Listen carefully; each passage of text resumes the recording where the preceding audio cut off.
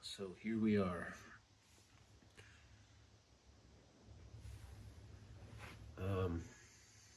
The original kit that David played had, I can't find them, I think they're in that case, but his kit had the old Slingerland stand that mounted to the drums with the Set-O-Matic brackets. I decided to use this because I had these, and you don't have to drill into the shell, and it's a little more sturdy. Doesn't look quite period correct, but I think it's cool.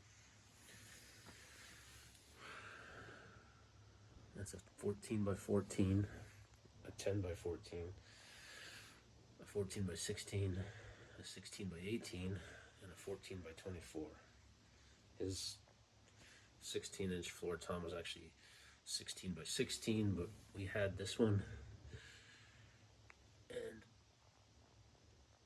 I like the shorter depth 16-inch floor tom. It's actually the same. That's a 16-18 and a 14-16 there that I use with those pearl drums. It's also the same. No, it's not. I was gonna say my fives. That's a 16-16 and a 16-18 with that kit. But either way, these are actually hoops from the fives. Bass drum sitting up there with no hoops on it.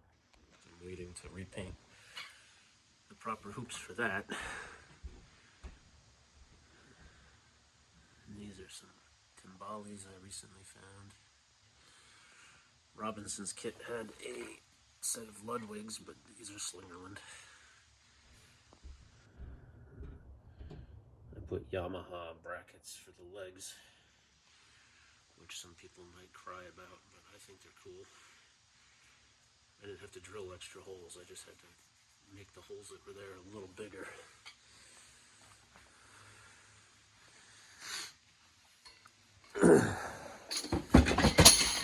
Stuff everywhere. Oops. And he played the 6.5-inch deep Ludwig Superphonic. There is a Slingerland 6.5 over there, which could go with this, but that's not what he used. There's our rack. That's what. There's Lars's keys. Got some of the moving and stereo gear down here. There's Matt's bass. Matt is our Benjamin Orr. Lars is our Greg Hawks. There's Bob's guitar. Bob would be Elliot Easton. Danny doesn't have any of his stuff down here right now. Danny is Rick.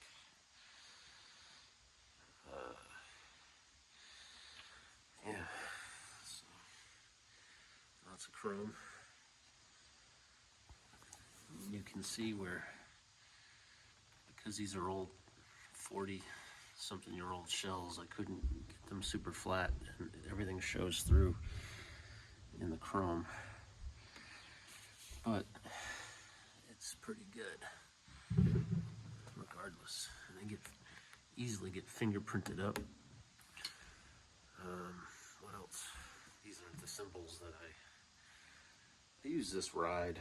This is a 20-inch Zildjian A, which I really like because you could crash on it. There's not a lot of ride cymbal stuff in the Cars music. It's mostly all hi-hats. I use a set of 14-inch Zildjians normally. I do take this Sabian 16 out with moving stereo. I do not use the. This is a cool 20-inch Peisty Giant Beat. This pedal is feeling pretty good on that bass drum. Works pretty quick. I do have a Slingerland pedal, but it doesn't like to stay clamped to the hoop. I gotta mess with that. I don't know what David used for a pedal. It doesn't matter. We get all of our samples. There's like hand clap noises and tambourines. the syndrome sounds are in there, which will usually, here's my in-ear monitors too. That pad will normally sit right here, and then there'll be, I have two external Roland pads. One will usually be here, and one is usually over here, but now I have these, so I'm gonna have to figure out a way to get it right down here, I guess. I use those for the syndrome tom sounds on Good Times Roll.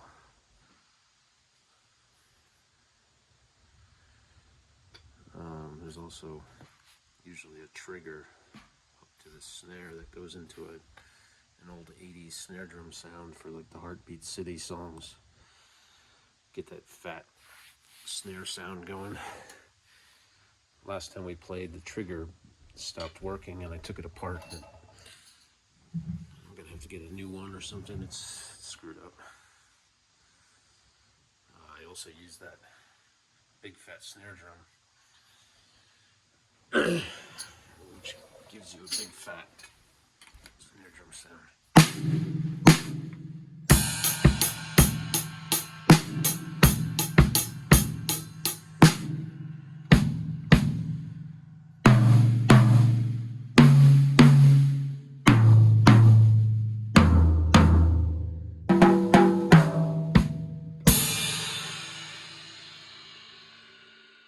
Still messing with the tuning. That's it. It's a little bit oinky, a little bit loose in places, but when I get it tuned to where it rings nice, where it resonates nice, it sounds a little bit too close to this one. That one sounds great. I'm still tweaking with it. I've got a matching ambassador head coming in the mail, so I'm not going to really mess with it until I put the heads I want.